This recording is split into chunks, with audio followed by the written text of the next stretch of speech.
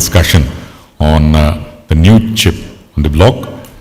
We have for this session the moderator, Mr. Ganapathy Subramaniam from Celesta, Mr. Parag Nayak from Sankhya Labs, Mr. Girish Rajendran, Mr. Pradeep Vajram, Mr. Kamal Jain, and Neil Kela from Incore Semiconductors. And this session will be just like the previous for about an hour, and pretty interesting session post-lunch we have been having, and it's very gratifying to note that there's a tremendous amount of participation from you all. So I would request all of you to keep it going and then make it more interesting and more interactive.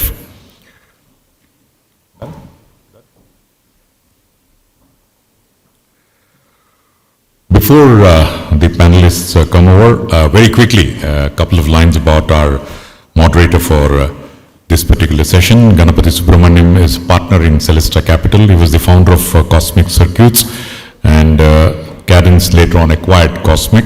He's also the chairman of Serial Systems and executive chairman of Idea Forge.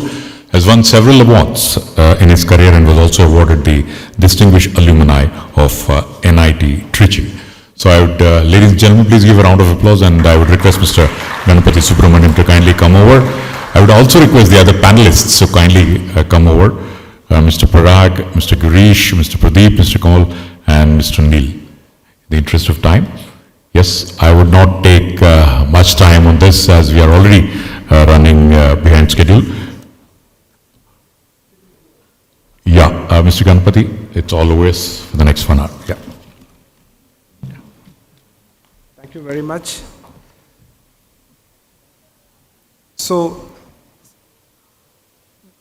Ajit of SEMI and also the previous speakers mentioned that the semiconductor market is $500 or $550 billion.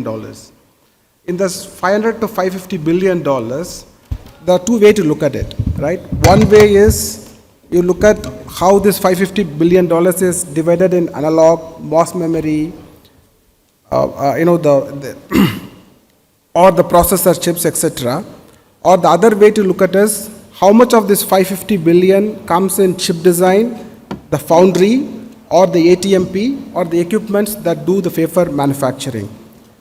So it's very clear the largest portion of this 550 billion is chip design, right?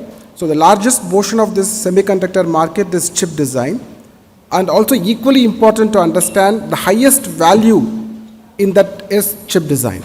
So chip design comes with the largest market share and the highest value. So, and look at India. In India, we have abundant design skill, right? Our IC design skill is next to none. For example, let me re-emphasize, maybe the audience know this already, the best of RF engineers who are designing the RF chips are today, if I look at the talent of both in the MNC and the fabless startups, we have the best of the RF design engineers. We have the best of high-speed analog design engineers. Some of the ICs produced in India by the multinationals today are used in the high-end base stations, right? And the best of processor designers are in India today. The AI scientists and engineers are in India. We have MOS memory designers, and we have also abundant EDA engineers. So we have the complete gamut of IC design, and thankfully it is highest value, and therefore I think it's very important for us in India to take leapfrog and dominate this fabless design in the coming decade. And just to again re-emphasize, there are already fabless companies in India which have shipped 50 million ICs, and also there is a fabless design company which is headquartered in India of all the engineering, touching $100 million revenue this year. So apart from the MNCs, we have a significant progress in the startup side also. So with this, I think I should invite and introduce my panel, and I want to introduce with the communication system as a background. So if you look at any communication system, we start with a real world interface, right? The first thing is RF. So my first panelist member I want to introduce is Girish. Girish is an RF designer, and it's easy, I know for sure he's one of the topmost RF IC designer in the country. So he was an awardee of MIT TR35, Billions of ICs have shipped using Girish's work, both in Texas Instruments and Qualcomm. And yes, he's a founder CEO of a company called Steradian Semiconductor, which brings vision to the autonomous cars. Hi, Girish. So after RF, what happens? So we have got the communication system. First is RF. Once we get the bits from the RF, next we need a physical layer. So physical layer is all about DSPs. Parag is my next panelist, who is the one who created the first fabless company in India in physical layer by defining a DSP. And as far as I remember, he is the first one to get funded, a first fabless semi to get funded by a recognized venture capital like Intel Capital. He raised around 7 million from Intel Capital in 2011 and another 3 million probably from GM. As an investor, we always like entrepreneurs with tenacity. That's something which we really look forward. And Parag is an example of tenacity. During the 10 years or 15 years of his career in Sankya Labs, he has seen the market changing, but he stuck to the software-defined radio and built a very valuable company, and the company got bought over by Tejas Networks a couple of months back. So after the PHY layer, in a communication chip, we have the RF coming to the physical layer, and then we need a processor. So there comes our young entrepreneur, Neil, who is the founder CEO, CTO of RISC-V IP core company, IP company.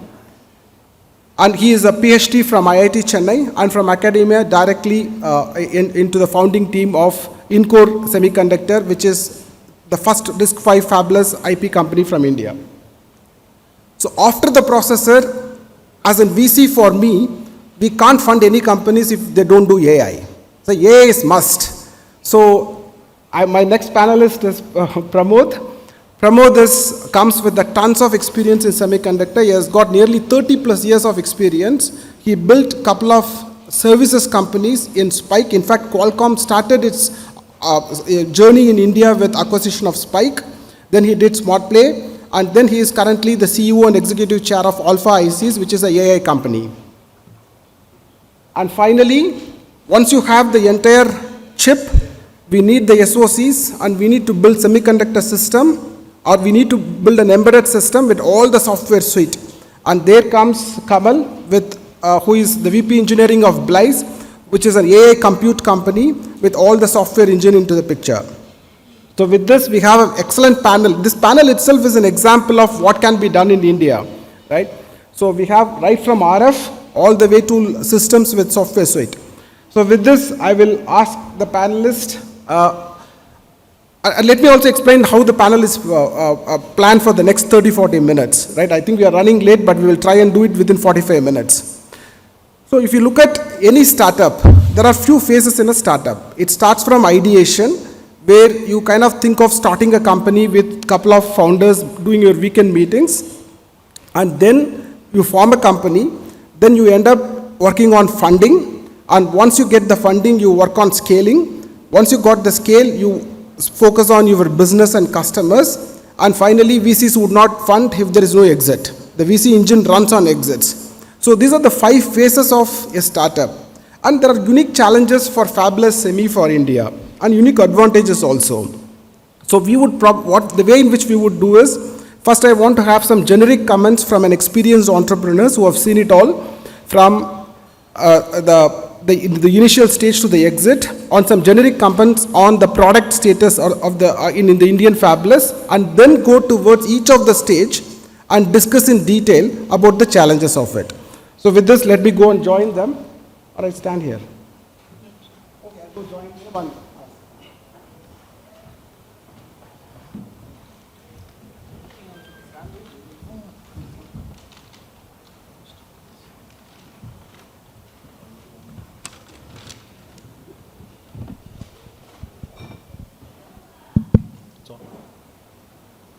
Pradeep, let me start my first question to you. Use the mic.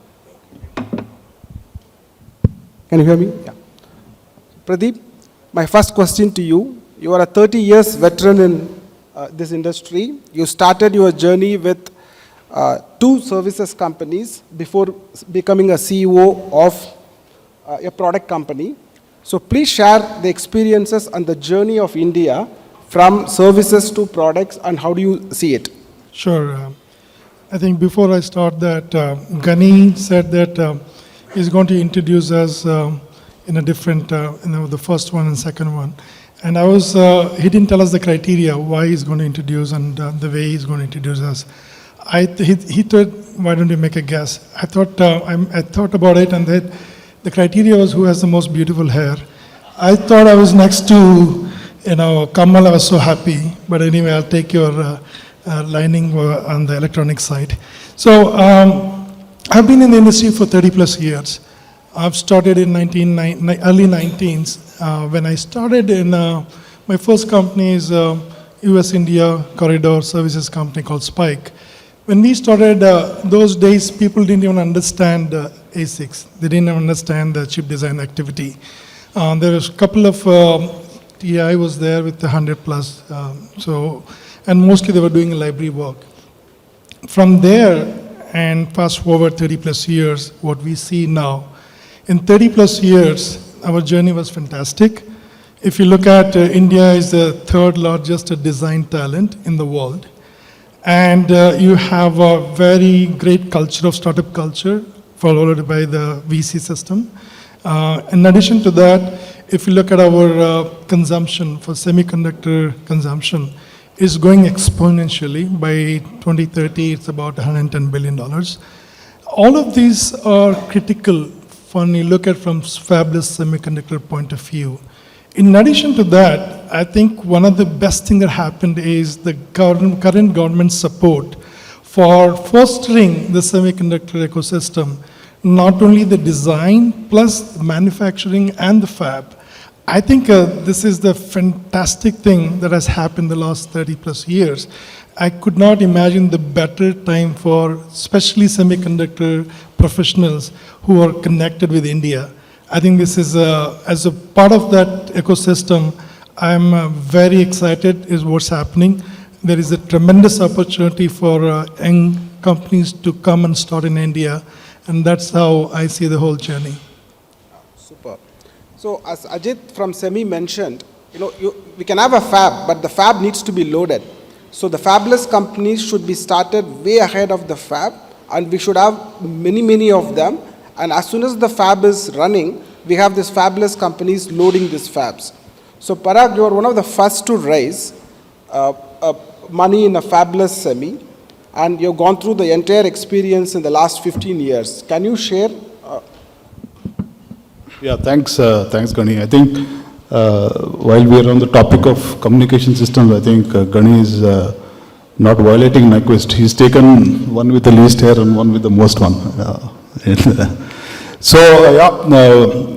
Like Pradeep rightly said, I think the last 25, 30 years, I like to look at it as, kind of debunking certain myths. In the 90s when we started our careers, there is this doubt that whether we could actually build embedded software. From, when TCS and Infosys went public in the mid-90s, people really knew then we could build financial IT software. Then came embedded software, and the year that we started in 2006, 2007, there was still doubt that whether we could actually build chips in India, conceive.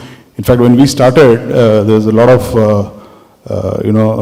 derision in some sense, because most VCs in India thought we were both foolish and brave to start a fabless semiconductor company in 2007.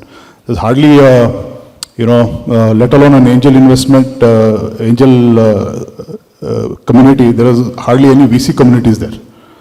15 years later, now we actually have, at least 5 years, there are 10 more others, I think, that have actually built this, built semiconductor companies. And one thing the couple of lessons that we have learned, a lot of times, especially on fundraising, it's a lot about psychology more than technology. It's while building technology is very difficult. As engineers, we live in the linear world. The transistor is biased and we are linear. In the linear world, you have an idea, you build a chip, and you sell it, and you go IPO in 4 years. Once you build a chip, what we realized is it's at least an order or 2 order of magnitude is more difficult to sell it, especially when you're a small company. Things like operations, bad things like operations, sales, and those things come into play. And that was one of the big challenges that we had to overcome. And as we go along, we'll discuss some of those challenges. So we'll discuss about the VC ecosystem. Certainly the VC ecosystem has moderately improved. I wouldn't say it's still improved a lot in funding the fabless semi in India. But I do see a huge change in the new VC companies coming to fund deep tech companies in India. And especially I see a huge interest in space now and EV space now, etc. So let's start with the 5 phases of a startup, right? I mean, we start with this ideation phase where you bunch of guys meet in a hotel and keep talking about building a company. And Girish, and one of the challenges, one of the challenges in India is, the risk capital available for a fabless semi was very low when Parag started and continues to be low even today. So the risk capital is low. At the same time, we have to get these engineers from, the MNCs like Intel, Broadcom, Qualcomm, which pays like tons of money. So starting any company is a challenge, but starting a fabless company is even difficult because of the lack of abundant risk capital. In a way, it is also linked to not many successful entrepreneurs in the fabless space from here. But Girish, you had a very successful career in TI and Qualcomm. Your IP was used, or the designs you have done is used in and seen a market of billions of units, including TI and Qualcomm. Why did you come out? What gave you confidence to come out and you will be successful? And you are doing in fact, is one of this world-class company doing a CMOS. I don't know how many of you understand that in the EV space, currently, even including Tesla, uses LiDAR, and you need a optical camera and you need a LiDAR. And both are important enough to give this autonomous vehicle a sense of vision. He is creating CMOS radars, which will make it very lowest cost and make sure that the autonomous vehicles will have a clear vision, and it'll be down to the mid-range cars or the low-end cars. So it's a very ambitious plan, not only just the RF chip, but with all the DSP, etc. So Girish, go ahead. Thanks, Gani. It starts as an unbridled urge to build a new product on our own. Now, to address a market that we anticipate to evolve in the next 5 to 10 years. Okay, that's a starting point. Now, this is entirely different from defining the next generation of an existing product, where the product market fit is already known, product is defined, right? You define the next generation. This is completely different. It's a completely different, what you call experience, excitement. And what you get to do in a corporate is the second part. Okay? You can define the next generation of an existing product, where the product market fit is already proven. And this was our driving point. Okay? That is what drives, what was a driving point for us, and that is what helped us even hire people, right, to bring in more talent to the company. Yeah. Now, that's the starting part, and then we need to do a reality check. Okay? The second part is we did a reality check. We reached out to a few CTOs, explained the product concept, and the next step is, their discussions, that kind of brings out the viability of your idea. That is when, you decide to get on this journey.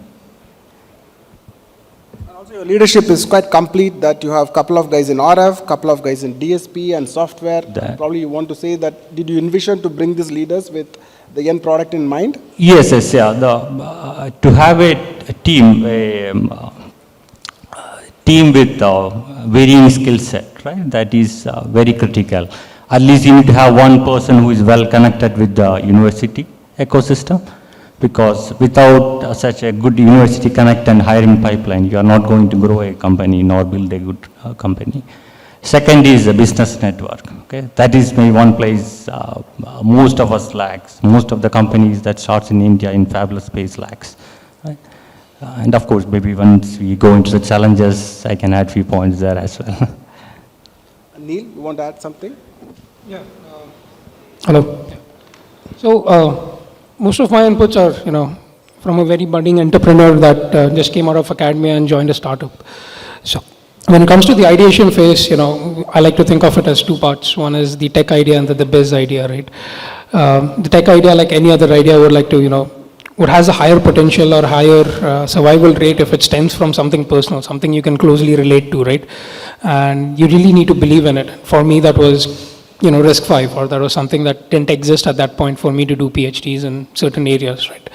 So you start playing around, and that's where, academia plays the most important role, or schemes like, SMDP from government, which basically give institutes, not only IITs and NITs, but, a lot of other institutes, or Tier 3 or Tier 2 institutes, with the tools, cutting edge tools, that students can actually play around with the idea. Right? You come up with an idea of a processor or an open source processor, and you really want to beat it around, right? You want to try different things, and you want to see how far can that idea really go. And academia today in India is equipped for you to go and try those things out, right? So soon, it turned out not just my problem, but it turned out to be a lab problem and then a department problem. And we played around, we built up a team. We saw a lot of people finding interest in it, and before India's dream of a 64-bit silicon was, a RISC-V silicon was reality, right? And that I feel was a turning point. That's when we were convinced, we have something really bigger than what we set out to do. The second part is the best part, that's where you want to go around and scratch those gray hairs around you and the experts and veterans. How do you make money out of something that's open source? How do you take this idea, make it commercial? What's the definition of a minimal viable product? While you're doing all of that, the most important part is going to be the founding team, right? You want to have people on board which can contradict you, which can oppose you, but at the end, the mission remains holy, right?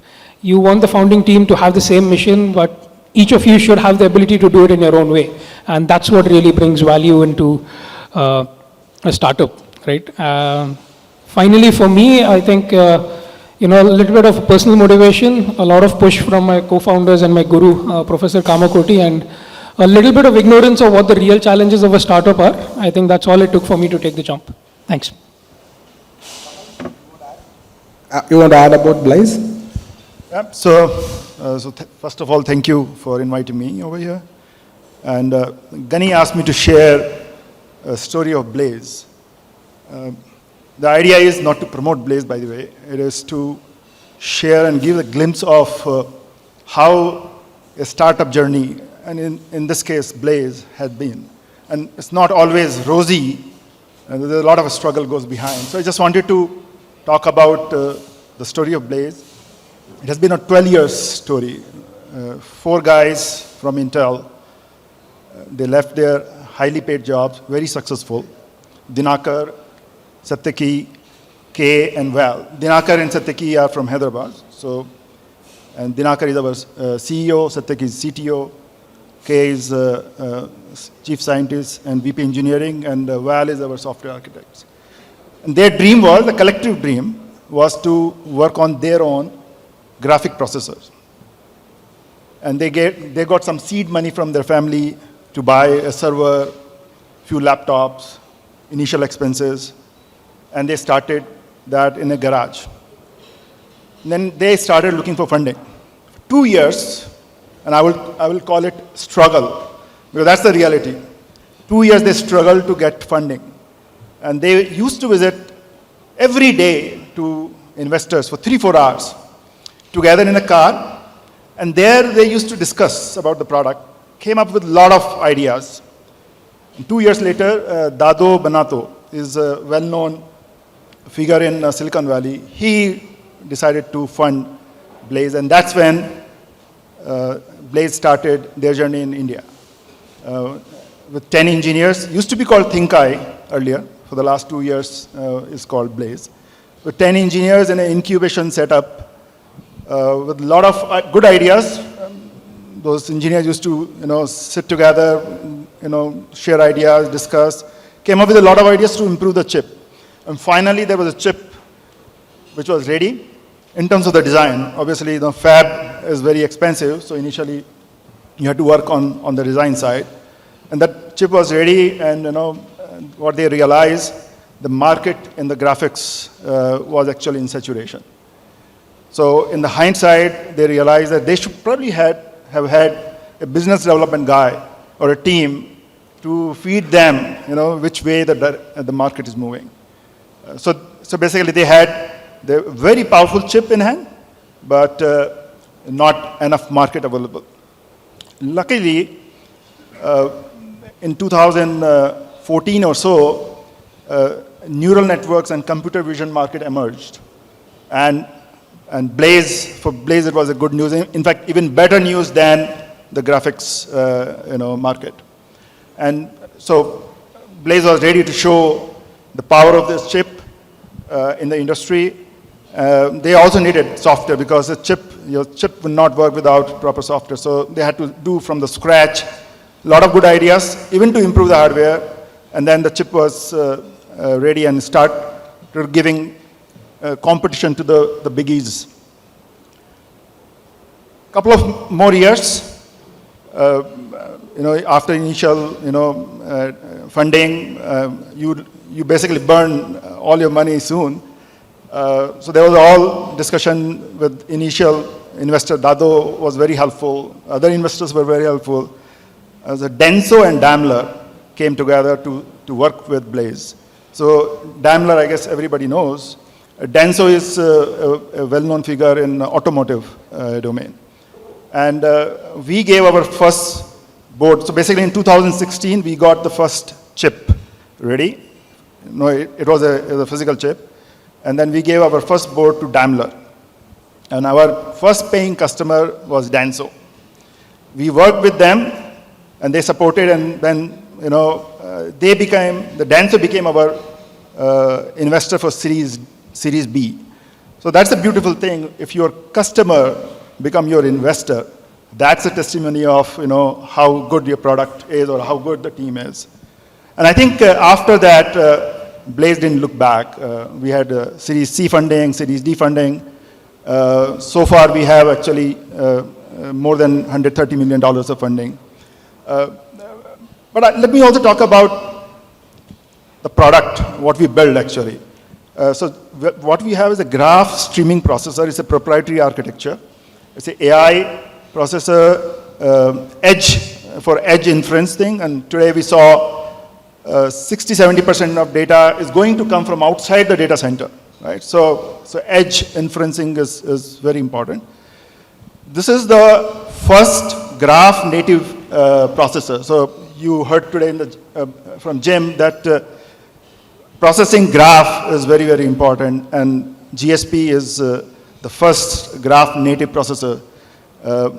It's a fully programmable. It gives a lot of flexibility. The way it processes graphs actually does not require access to too much of external memory. What it means is the latency is very low, efficiency is very high, it's a low power requirement. But as I said, the hardware is not sufficient. The software side, we have a SDK which is called Picasso, which optimizes the application for the hardware. But along with that, what we also have is the AI Studio. This is the first no-code AI application development framework in the world. So what it means is you don't need data scientists or AI ML experts.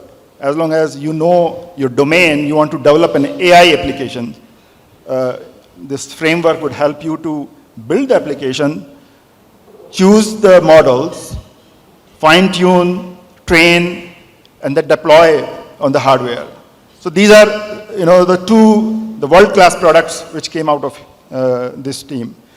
I'm also proud to say most of the engineering work happened out of Hyderabad office. So we have completely that processor team in Hyderabad. The SDK team is in Hyderabad.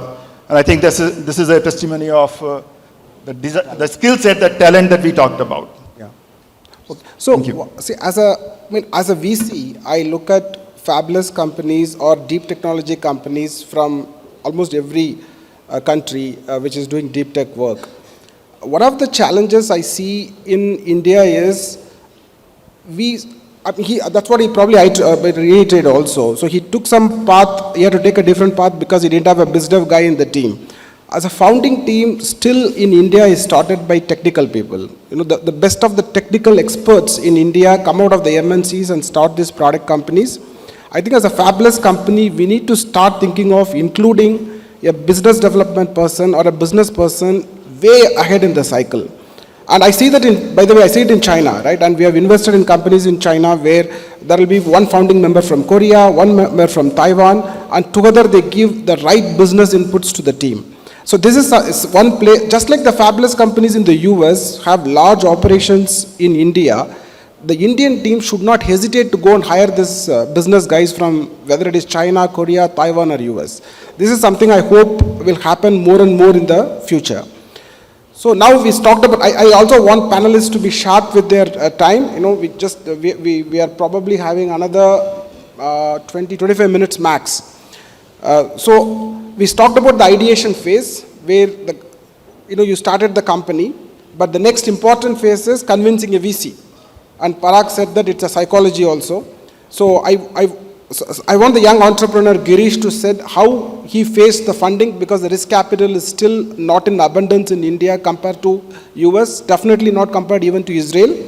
So we have a challenge in funding these fabless companies. So how did you do this, Girish? So, Kamal mentioned that Blaze, when they started, spent 2 years without any funding. It reminds me our story. We started in 2016. The first funding we got was after 2.5 years. And during that time, we spent our own money to build a chip. So, of course, funding is a challenge. And the challenge is, we lack the history of fabless semi to inspire confidence in VCs. We lack that history. And this has to be built. And why is it so, right? So if you look at any advanced semiconductor device, the end customer is not in India. Okay, maybe for an old product, an established product, agree, there are end customers, manufacturers, system companies in India, but not for advanced semiconductor products. Okay, the end customers are not in India. Now, if your end customer is not in India, it's extremely hard to create a pool of founders who can define new products that fits the market sitting out of India. Okay. Now, there are two ways to address, maybe once we go into what are the suggestions we can go into, but this is a primary challenge. Without a history in fabless semi, it will be a challenge. Okay. So as we create a bigger pool of founders who are successful, a bigger pool of VCs who have seen the exit, of course, things will improve. To be honest, I don't buy the logic. While I agree with that there is a problem of we don't have a market in India. It's an accurate argument. But look at Israel. Israel doesn't have a local market, but they have successfully produced many fabless companies. So I think there is something more in creating fabless successful company. Lack of market, I completely agree, is an important problem. And China did it in a own way. China created local companies with local market and then went abroad, right? And then went global. We don't have that luxury in India today, right? We don't have electronics company consuming the chips that is done by us. But at the same time, there is an Israel model which has successfully created successful fabless companies, and their local market is almost nothing. So Pradeep, you want to add? Yeah, I think I agree with you. I think local market will help, but not necessary. And the example of Israel is a very good one. What we have seen, the typical problem we face, the challenge is, number one, fabless semiconductor investment is very patient capital is required. It's a long drawn process. That's number one. So today what we have in Indian ecosystem, the companies, if you look at other startup ecosystem, which are not a typical semiconductor, e-commerce, SaaS companies, they are going in a year or 2 years, $1 billion companies. When the investors have a market, when comparing a semiconductor, which takes a long process and it's deep pockets, and the choices are, from the investor's point of view, it's become a challenge for semiconductor companies. In spite of that, I would say there are a handful of VCs. NDI is there, 314 is there, Rebright and Startup Expeed. They've been helping deep technology companies such as us. I think we definitely need more of those to be successful. And the only way we can do that is by having a success story. I think once one success story is there, I'm sure many of the VCs would change and how they invest in semiconductor companies. Yeah, I think Gani, part of the problem is also because your business model is technology, right? So how does one evaluate technology as a business model? Either you are deep tech, you know the technologies. For example, in our case, we had been talking about programmable DSPs and programmable L1 15 years back, 15 years back, which is playing out now. Now, a VC most often in India don't have that operational experience to go through that, right? The second class of people who only invest is when they trust you, when they have blind trust in you. So in our case, we raised money from, one of the first fabulous semiconductors companies in India. You would have expected, a whole bunch of Sequoias and all these guys to invest. But we had, I fondly call them the NH4 angels. NH4 is the highway connecting Bangalore to Pune. All small villages and towns around these companies, or around this road, actually invested in us because they really believed that we'll spend their money wisely. So those are the only two kind of investors that you will actually get it. And you don't, and what happens is the angels can't scale to the next level, right? That's another challenge. The other problem is, I don't completely agree with you. We don't have an ecosystem, right? Since we don't have an ecosystem, and as part of the ecosystem, while we have great talent, right? I think we have waxed eloquent about how we are the largest supplier of, people for semiconductor industries, but we don't have a buyer. Once you have a buyer a buyer mindset is a bit different. A technology buyer mindset is very different from a normal buyer, right? A new technology, sufficiently new technology always needs to be pulled out. It's 70%, 80% ready, but how do you take that 70%, 80% to 100%? So the buyer has to be very tolerant and has to see through the clutter and see through that. And that is not existent, and that creates a challenge. And I agree with Pradeep that, while I agree with Pradeep that some exits will help, the overall incentive to do a fabulous semiconductor company is not there. All of us started companies, I'm sure, because we are passionate about it, right? Not because we are going to become billionaires in it.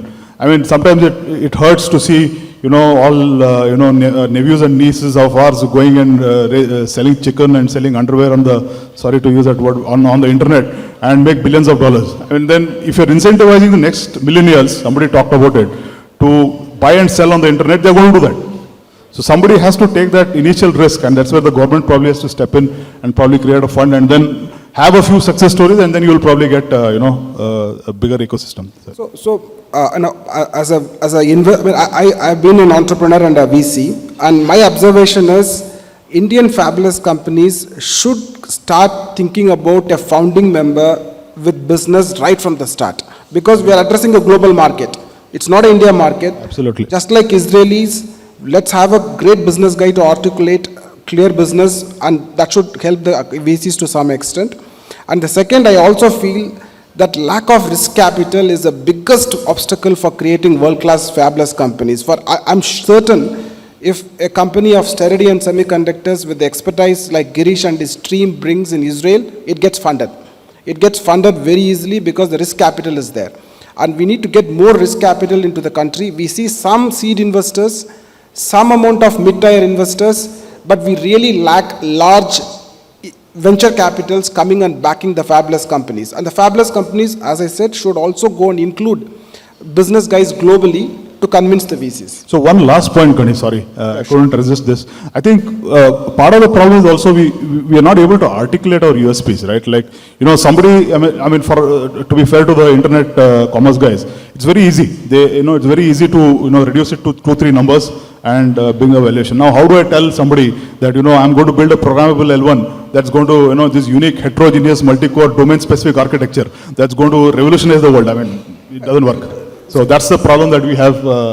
But deep tech investors in general is tough. That's a problem universally. If you look at US also, they have the same problem in deep tech side, but there are, as rightly said by the panel, there are sufficient entrepreneurs who have made successful companies who solve that gap to some extent. Just one small example from my very early days before, Incor was even registered. We were talking to a couple of VCs, and the VC liked the idea. He liked the pitch that was going on, and he said, I'll put in the money, but only if you bring in a bridge brother who understands the tech, right? So he liked probably the way we pitched it, but he definitely didn't understand what was going on, right? And that sort of resonates with what Parag was saying, that either we are articulating too much or we're not articulating enough, but, there is a As an Indian fabless company, you are solving see, there are two kinds of companies in my mind. One is like the China model, where they create an equivalent of, a Texas Instruments part or a ADA part, and they create a clone of it. They have all the electronic manufacturers there to buy those products, and they very quickly become successful, and then they don't stop there. They continue their innovation engine and try to do, some companies at least become global companies, while many probably stagnate because of that model. Right? Let's say that we call it as a China model. But I'm not saying that it's limiting, but all I'm saying is they take advantage of the local market. The other market is the Israelis, the US, which is a totally deep tech, innovative, and it's a global market. And Indian fabless companies sitting here, at least in my mind, belongs to the Israeli model and the US model, where we are doing technology for global market, which means our customers are not next door. We have an ecosystem problem, right? So can the panelists spend some time? How do they address? And let me start with Pradeep. Can you tell me how do you address for your alpha ICs? Because all your customers, I believe, will be outside of India. Yeah, so obviously the money plays a very important role when you have limited funding. You have to use your money very wisely. What we have done in cases that where you can get your customer as your VC, that's the best thing that can happen. And in case of Blaze, I think that was one of the best thing that can. If you can do that, the only other way you need to do is establish the partnerships. In our case, what we have done is the CBC is a distributor, one of the largest distributors in Japan. We can't really afford to have sales teams in Japan or in US. That's really a very expensive proposition for us. So in Japan, of course, CBC also invested in us in the last round. So we have struck the deal with them to represent us in Japan market. They're doing a fantastic job for us. I don't think we could ever dream of doing something like that with our own money. That will be expensive. In the areas where we can't invest, obviously the burden falls onto the founding members. So I've actually traveled to US quite a bit just for the sake, to connect with the customers, to connect with our ecosystem and see what best we can do. There's no two ways about it. And alternatively, you get a founding member, business connections as a founding member, that's another way. So it's, in our case, we have established the partnerships. So do you have an office today outside of India? Yes, we have a US office. Yes, absolutely, we have that. In Japan, CBC is our key partner. They represent us in AI conferences. They go after the customers in Japan. It's tremendous help for us, especially as a startup company. It's amazing. Girish, do you want to say how did you do the business of your company? Yeah, reaching out to customers, since we do not have a business center outside of India, it ends up as founders traveling and meeting the customers, right? That's the way we build business. And as some of the customers invest in us, right? That is what looks like, I noticed invariably that has happened, because they have a lot more confidence than the VCs to invest in fabless semi from India. So that kind of helps you have the investment money as well as the business connect, links open up through them. Okay. Parag, you want to add? Yeah, so we've done multiple things. I mean, like Pradeep said, we've had sales offices in the US and Taiwan, partnerships in Taiwan, reps in Taiwan, Japan, and other places. But we also experimented with business models, right? So a lot of times we got into partnerships with potential competition to have joint IP development. In fact, in our case, we've tried every gamut, every trick in the book to stay alive for 10, 12 years. I mean, that's what you try to do, right? We've evolved business models, joint partnerships, and then also try to do fab-light models, in more than fabless, fab-light. In our case, since we don't, it's very expensive to keep a physical design team and the tools everywhere. So we, off late, there's this VCA model, right? So we had a lot of basic design partners who take our netlist and give us a chip out. Things like that we've done. And these have been all over the world, not just in India. Yeah. So because of the lack of large capital, I think partnership and associates may be the way out. Since it's an important topic, Kamal, can you also add how Blaze is doing this? Yeah, so I think we have basically representation in almost all countries.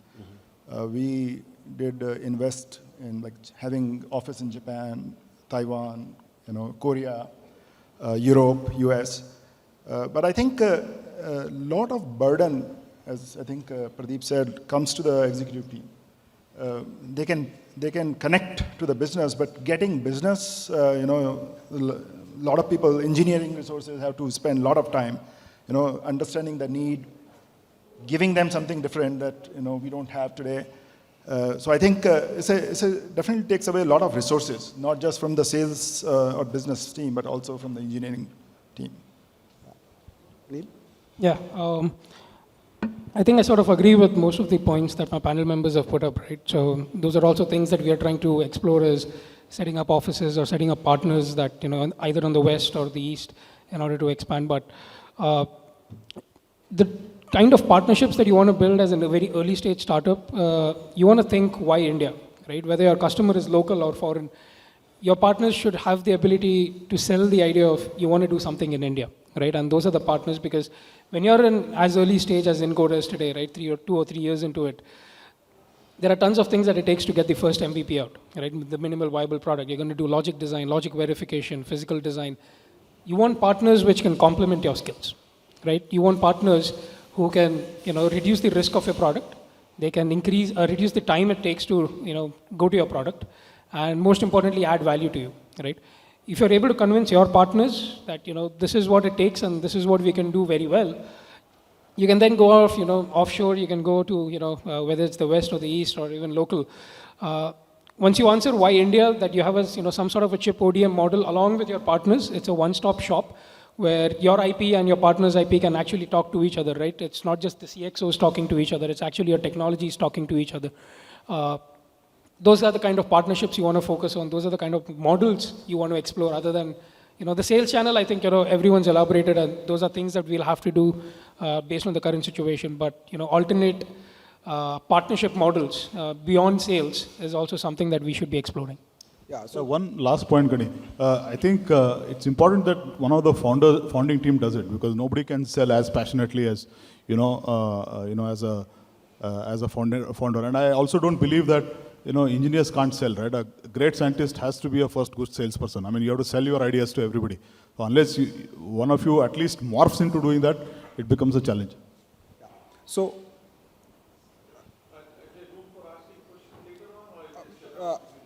you can do now if it is of the same topic.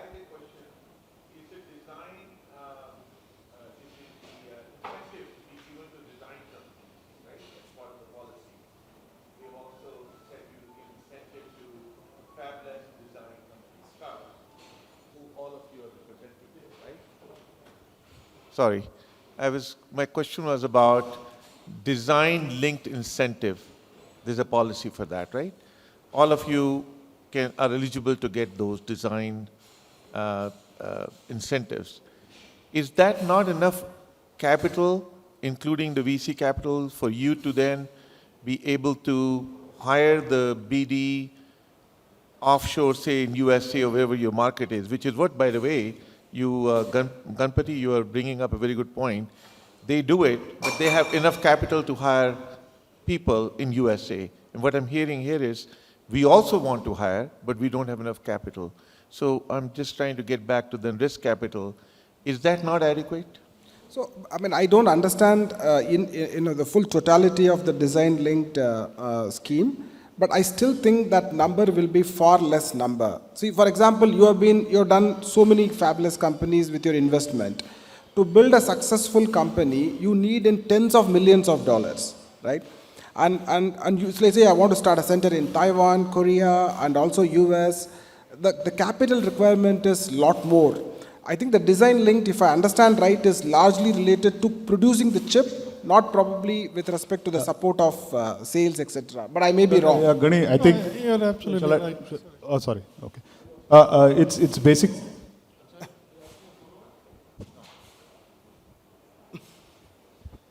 No, so Ganpati, let's assume for a minute either you haven't understood it or maybe it's not clear enough.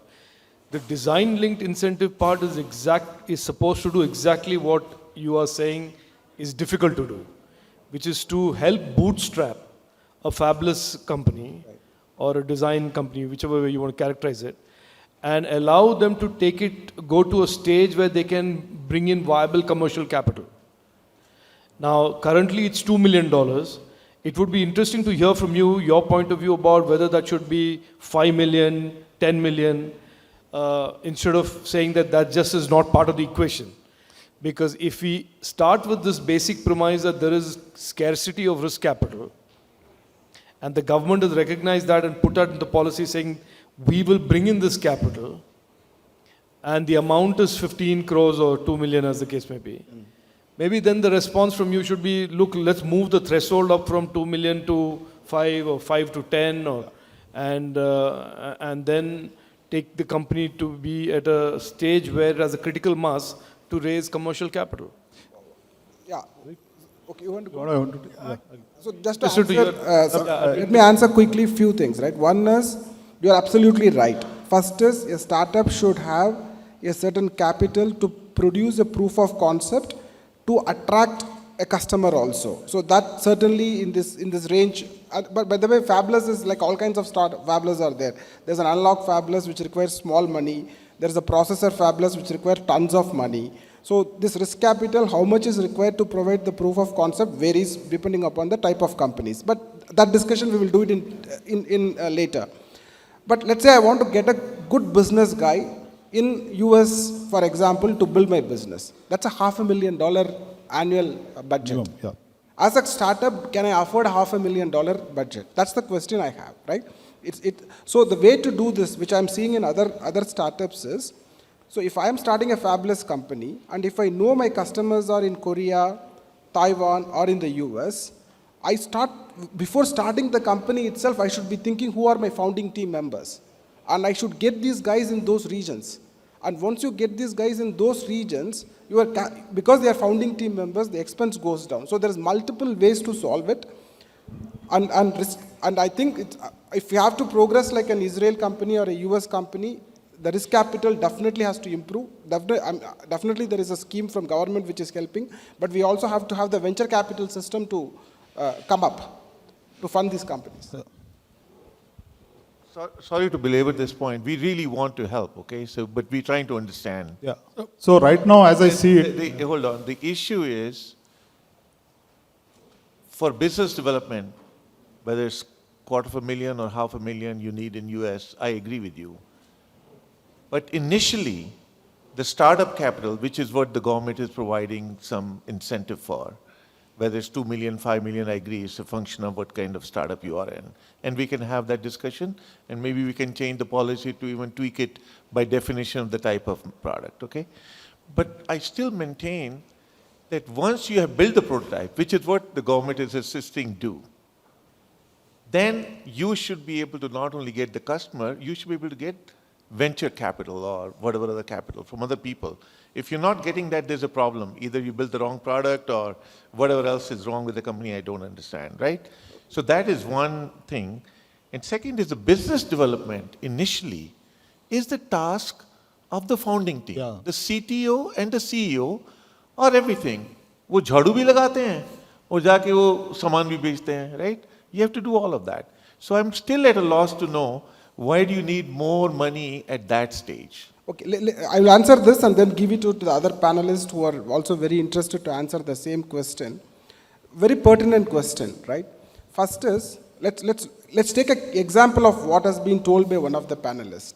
So to build a product, to sell a product to a VC community, a CEO and CTO is a great marketing, a guy who can articulate the technology well to get funding. No questions on that. But what should be the product? You need to have solid business insights. For example, if I'm building an analog power product, I need to have somebody who has been selling this to Foxconn or Apple or some of these big companies to give the right input to me on what type of the chip I need to design. And that comes from business intelligence.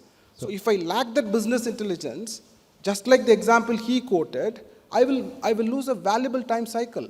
So it's very important. I sincerely think we should have a business guy with deep connect into customers right at the start of the company. Just to add to what Gani said, what happens is, what you say is true for merchant silicon. So when you're building very custom silicon, right, the data sheets of these are guarded like national secrets. You can't just get them. And you have to have the right, especially if you're playing in the consumer silicon, which we played initially, you have to get all the interfaces right. The number of pins in the chip right. If you miss there, it's a matter of 15, 20 cents and you lost the business. So that's the challenge. Sir, coming back to your question, right now, from the way I understand the scheme and then the way we've interpreted it, it's more like a reimbursement scheme. So you get reimbursed 15%. So you have to spend the 100% to get the 15%. So that's a chicken and egg there. So the money is not given upfront, right? So that becomes a problem. No, there may be that in the wording, but the principle is very clear that we want to invest in startups, provide that capital as bootstrap capital, so that it goes to a certain critical stage in the growth of the company, and then the company is at that stage, if it is successful, it raises private capital, risk capital, or not. So I would be happy to hear your views on this, on the threshold number, if there's any rewriting that needs to be done. Yeah. But clearly in the 76,000 crores, there is provision for almost more than 100 to 200 million dollars. Sir, To just invest in the design and innovation ecosystem, just so that you know. Understood. per company, it's $2 million, and we'll again discuss offline on this. Yeah, let's take this offline. But I want to go to because the panelists, they are signaling me to end this session. I have one, just one second. important I'll just one complete missing this. customer. Just 1 second. So Vinod made 2 points, right? One is about why do we need business? We answered that. The second question is a very pertinent point. The government should help me to bootstrap. That's all. After that, I should self-sustain. The engine should be running by itself. Then only it's a successful model where it will run by itself. Because constantly I cannot expect bonuses or the grants. The VC ecosystem, you are absolutely right. Once I have the proof of concept, and if I've defined it right, the VC ecosystem should be mature enough to start funding these companies.